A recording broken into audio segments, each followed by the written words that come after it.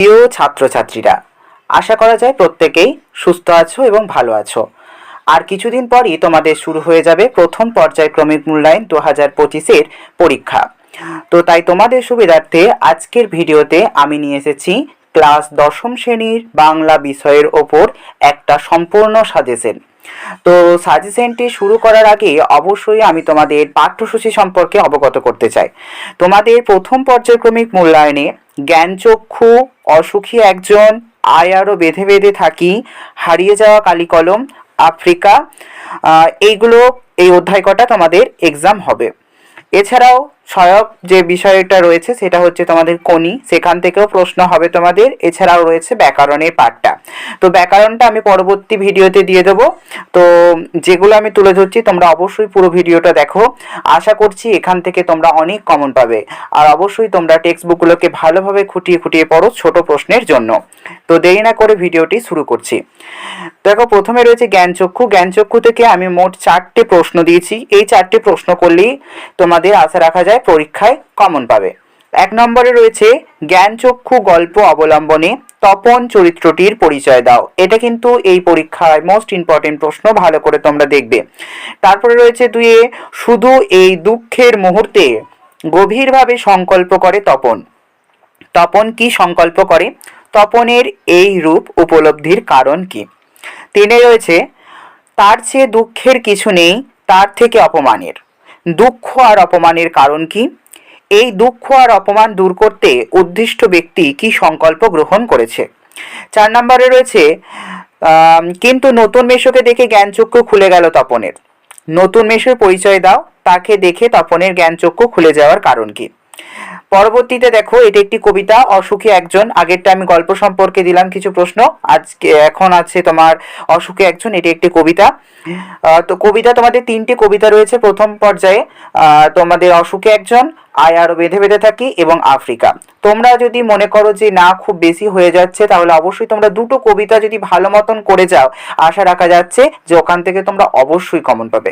তবে হ্যাঁ, যেগুলো দিচ্ছে অবশ্যই কিন্তু প্রত্যেকটা প্রশ্নই তোমরা করে যাবে। তো দেখো, 1 নম্বরে রয়েছে অসুখী একজন কবিতায় কাকে ও সুখী বলা হয়েছে, মানে কবিতায় কাকে সুখী বলা হয়েছে এবং কেন বলা হয়েছে। তারপর রয়েছে সব চূর্ণ হয়ে গেল, জ্বলে গেল আগুনে। সব বলতে কি বোঝানো হয়েছে, তা কিভাবে আগুনে জ্বলে যায় আলোচনা করো। 3 নম্বরে রয়েছে আমি তাকে ছেড়ে দিলাম। কে কাকে ছেড়ে দিয়েছিলেন, কিভাবে তাকে রেখে যাওয়া হয়েছিল, এই ছেড়ে যাওয়ার বিশেষত্ব কি ছিল। 4 নম্বরে রয়েছে তারপর যুদ্ধ এলো। তারপর কথাটির দ্বারা কবি কোন সময়ের কথা বলেছেন এবং যুদ্ধের কোন প্রভাব কবি প্রত্যক্ষ করছেন। 5-এ রয়েছে সেই মেয়েটির আমার অপেক্ষায়। কোন মেয়েটির কথা এখানে বলা হয়েছে, কোন পরিস্থিতিতে সে কথকের জন্য অপেক্ষা করছে। আরেকটি কবিতা নিয়ে এসেছি, দেখো, আয় আরো বেঁধে বেঁধে থাকি।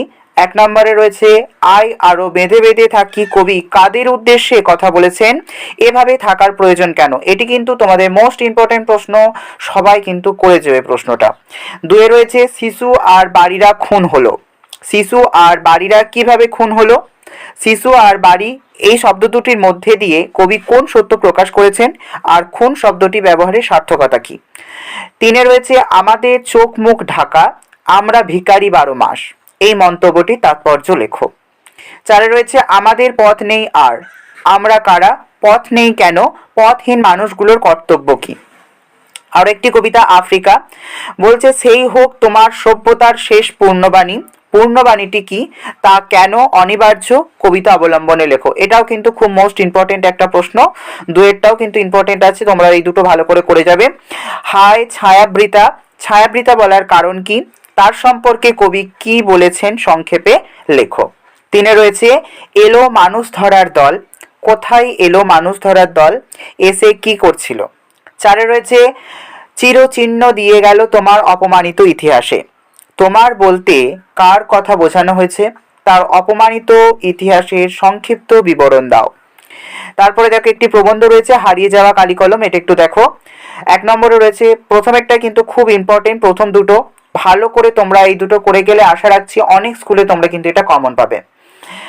1 নম্বরে রয়েছে ফাউন্টেন পেন বাংলায় কি নামে পরিচিত, নামটি কার দেওয়া বলে উল্লেখ করা হয়েছে, ফাউন্টেন পেনের জন্মের ইতিহাস লেখো। বা প্রশ্নটা তোমাদের ঘুরিয়ে এরকম দিল হয়তো, জন্ম নিল ফাউন্টেন পেন, ফাউন্টেন পেনের স্রষ্টাকে, এই পেনের আদি নাম কি ছিল, এই পেনের জন্ম বৃত্তান্ত লেখো। এমন করেও কিন্তু প্রশ্নটা তোমাদের দিতে পারে।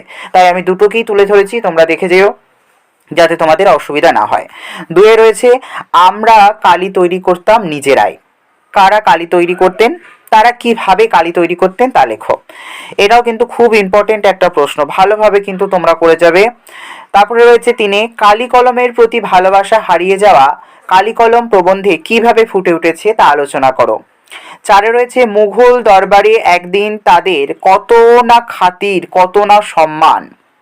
তাদের বলতে কাদের কথা বলা হয়েছে, তাদের খাতির ও সম্মানের পরিচয় দাও। 5 রয়েছে, আশ্চর্য, সবই আজ অবলুপ্তির পথে। কোন জিনিস আজ অবলুপ্তির পথে, উল্লেখিত বিষয়টি কিভাবে আজ অবলুপ্তির পথে আলোচনা করো। আমি কিন্তু এখানে খুব ইম্পর্টেন্ট প্রশ্নগুলোই তোমাদের সামনে তুলে ধরেছি, তোমরা কিন্তু একেবারেই ফাঁকি দেবে না, এই প্রশ্নগুলো কিন্তু খুব ভালো করে তৈরি করে যাবে। তারপরে দেখো কোনি তোমাদের যেটা সহায়ক পাঠ রয়েছে সেটা কোনি বিষয়ের উপর দেখো, আজ বারুণী তিথিতে গঙ্গা ঘাটের দৃশ্য কোনি উপন্যাস অনুসরণে লেখো।